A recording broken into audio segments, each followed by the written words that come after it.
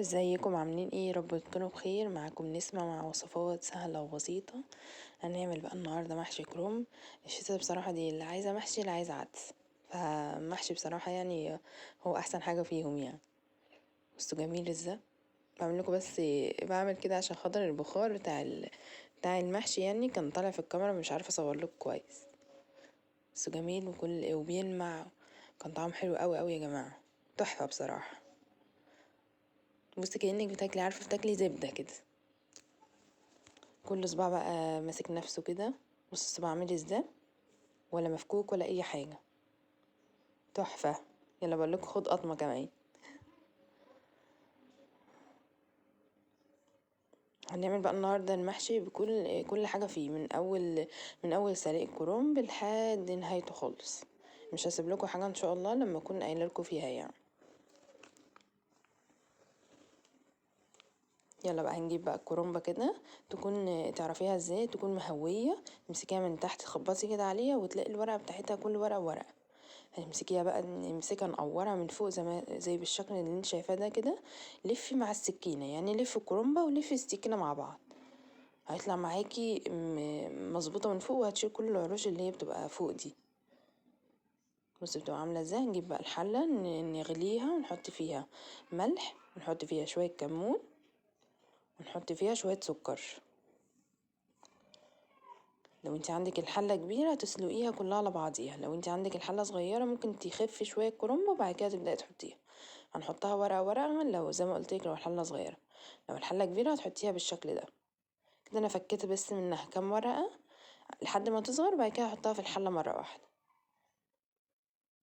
مش بسلقه قوي عشان ما يتهريش بس معاكي. دقيقتين بالظبط يعني. بس هو بس اصلا ما ساعة ما بتنزليه بس الورقة بتبقى بتطرى. بس كده ماسكة نفسيها وفي نفس الوقت مستوية. هنبدأ بقى نطلعه كله. لو انت هتشيليه في الفريزر حطيه وطلعيه دقيقة واحدة بس، حطيه وطلعيه يدوب بس يشم بس النار. معانا بقى هنا كده طبق فيه مية ساقعة، هتنزليه فيه عشان خلاص يوقف عملية التسوية. وهنجيب بقى اللي خلاص صغرت بقى، حجمها صغر. هبدأ بقى احطها وشها لتحت من عند العروش، عشان دي اكتر حاجة بتبقى عايز سوا اكتر من اللي فوق.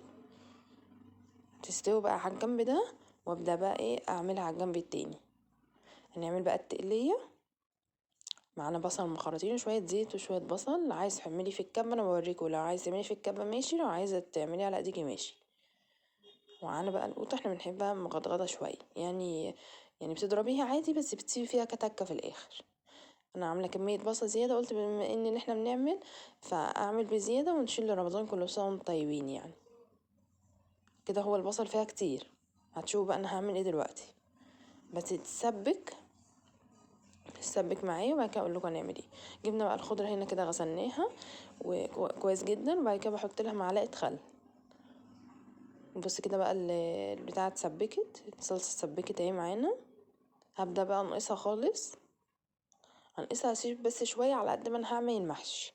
هنقصها بقى دي كده خام، يعني فيها بصل خام.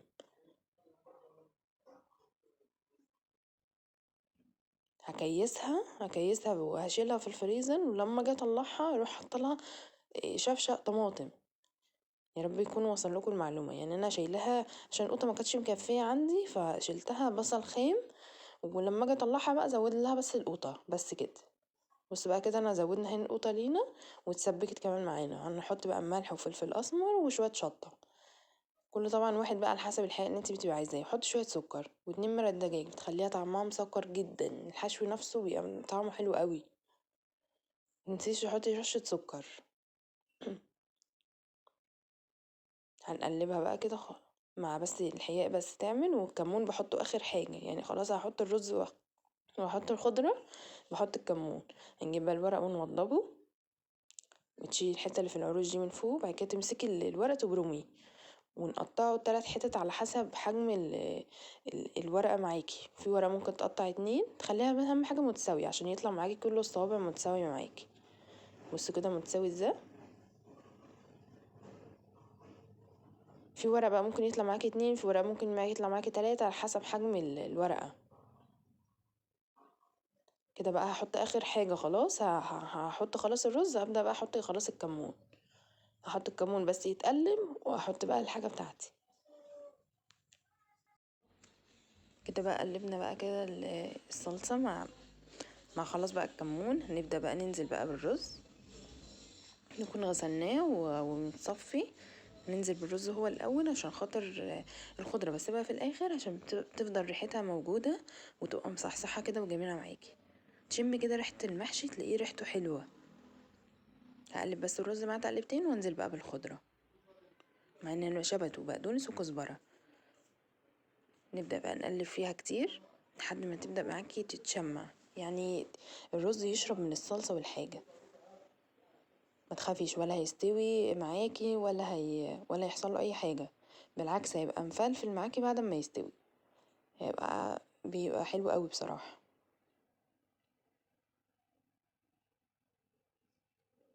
تقعدي بس تشوحي، بس تخلي النار متوسطه عشان ما يشدش معاكي او يتلسع من تحت.